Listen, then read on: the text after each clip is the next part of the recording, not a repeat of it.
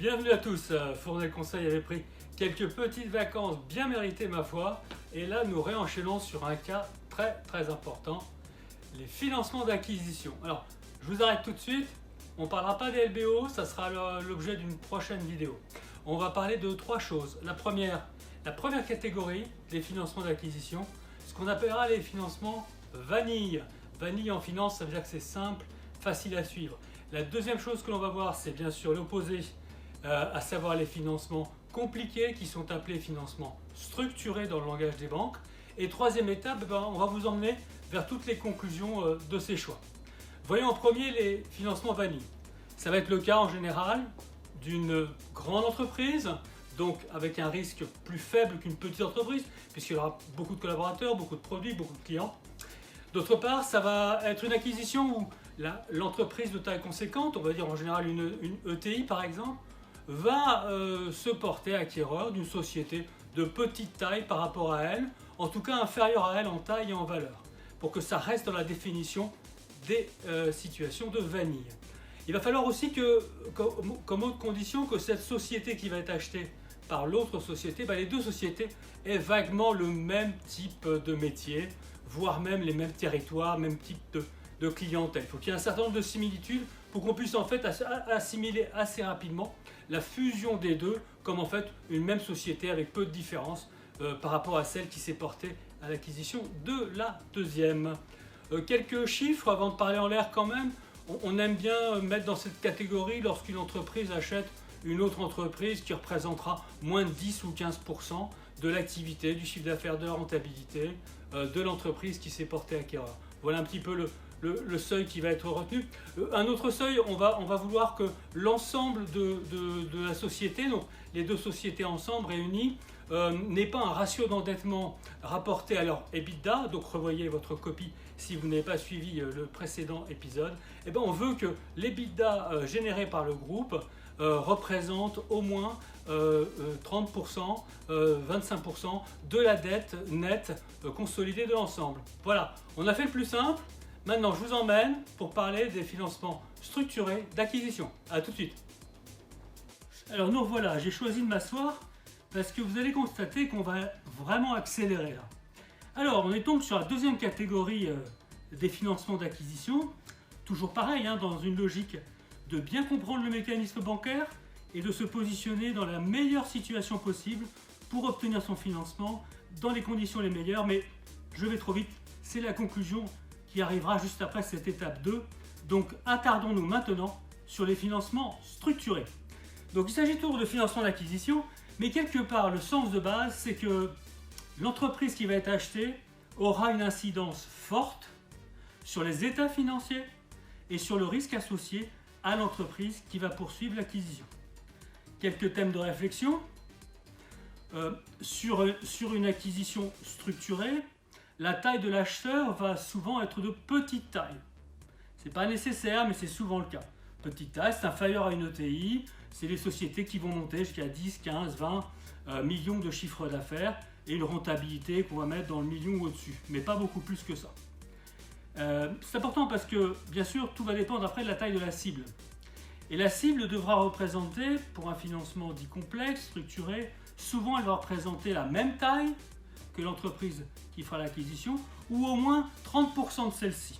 Donc c'est assez vague, mais malheureusement, ça n'est pas un art exact, donc je suis obligé de vous donner que des curseurs, et venez nous consulter, on vous donnera au cas par cas des solutions plus étudiées.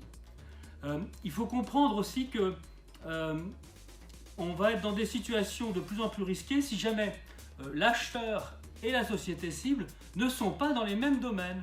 Alors on va parler d'industrie, on va parler de produits, on va parler de clients, on va parler de territoire géographique, voire même de culture. Donc là, la notion de risque telle que perçue par la banque dans la bonne intégration de la société achetée est beaucoup plus importante. D'où une catégorie d'études dans un département bancaire différent, celui des financements structurés. Une autre différence majeure et qui fait souffrir bien souvent les entrepreneurs qui souhaitent faire des acquisitions de taille importante par rapport à leur boîte, c'est bien sûr les due deals. Due deal dans le décodage veut dire les due diligence, qui est un terme anglais, en clair pour simplifier les audits. Mais les audits sont de toute nature, ils vont être comptables bien évidemment, souvent juridiques, fiscaux, et pourquoi pas sur la technicité de l'entreprise, définir si elle est vraiment en avant-garde, définir si elle a des zones où ces marchés vont être protégés pendant plusieurs années grâce à ces avancées. Donc les audits vraiment complets, parce que la banque va devoir se rassurer sur la pérennité de l'entreprise. Pourquoi donc? Parce que ces financements auront des durées de dette qui vont être élevées. On va aller jusqu'à 7, 8, 9 ans de financement, et donc la banque doit pouvoir se projeter en toute sécurité sur l'horizon de financement. En termes de travail, de business plan, à la grosse différence du premier cas qu'on a vu tout à l'heure, les fameuses vanilles, on va être obligé ici de produire au moins 3 business plans pour la banque. Un business plan qu'on va appeler base case, qui va donc être l'émanation de l'entreprise, de sa direction financière, un plan qui va mettre ensemble toutes les options de croissance qu'on attend, etc.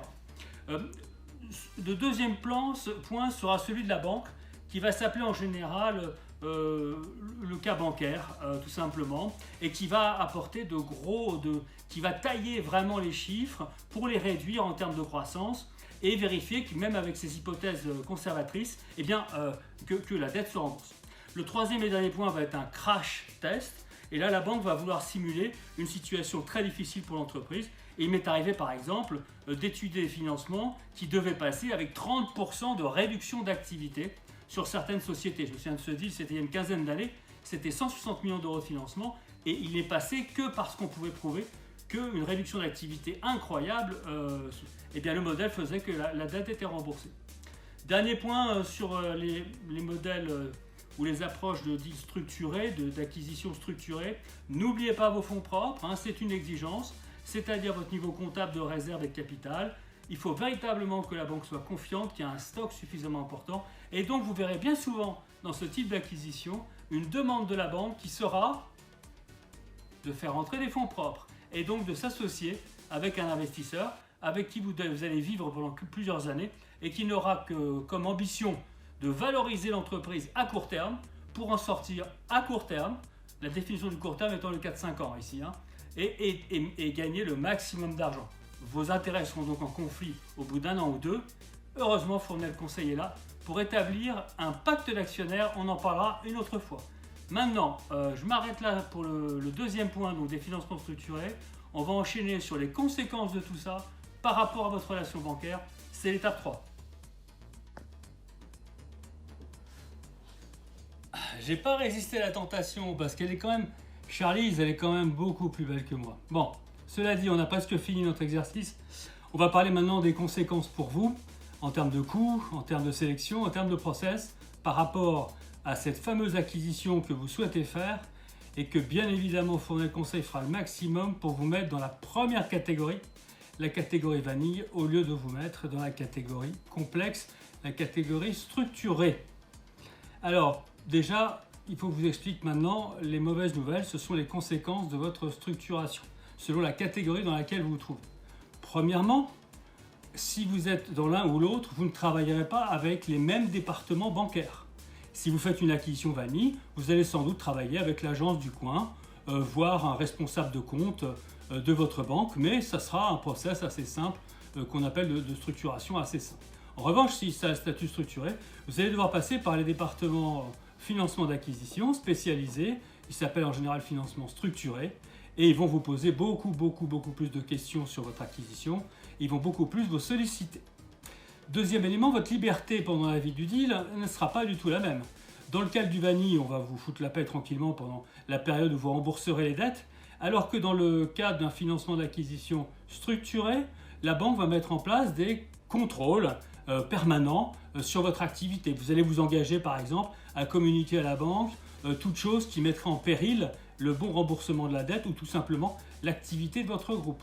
De la même manière, vous allez sans doute signer des covenants, c'est-à-dire les covenants sont des ratios financiers que vous devez respecter et qui sont suivis tout au long de la vie de votre transaction. C'est-à-dire par exemple que vous devrez maintenir à tout instant une dette inférieure à un tiers de votre EBITDA, le fameux EBITDA, n'oubliez pas. Voilà, donc ce n'est pas du tout le même process pour vous, ce n'est pas les mêmes contraintes de reporting. Troisième point qui vous intéresse au plus haut point, c'est bien sûr le coût. Eh bien, sachez que si vous êtes en vanille en ce moment, vous allez être dans les 0,7 à 1% de taux d'intérêt, Alors que si vous êtes dans la catégorie financement d'acquisition structurée, vous allez flirter avec 2, 3, voire 4%, assez rarement 4, 2 à 3% plutôt, de taux d'intérêt. De même, les commissions, les frais de mise en place par les banques n'ont rien à voir. Dans le premier cas, quelques milliers d'euros. Dans le second, quelques dizaines de milliers d'euros. Écoutez, je crois qu'il n'y a plus qu'un dernier point qui va vous intéresser et après on passera parce que j'ai conscience que là je vous ai vraiment demandé d'être très patient. Le dernier point, c'est quand même important, c'est que dans le cadre du financement vanille, la banque ne vous donnera pas de garantie. Voilà. Ou très très peu. Elle vous demandera peut-être en garantie les titres de la société que vous avez acheté au cas où, mais ça ne coûte pas cher et ça ne fait pas beaucoup de mal. En revanche, dans le cadre d'un financement structuré, il va être fréquent que la banque vous demande des cautions, des garanties, des avals par rapport à votre situation patrimoniale pour juste être sûr que vous vous engagez à ses côtés. Voilà, j'ai voulu faire court, je n'y suis pas arrivé cette fois-ci. J'ai trouvé ça passionnant, à vous de me le dire. N'hésitez pas à revenir vers moi. Excellente journée et à tout bientôt.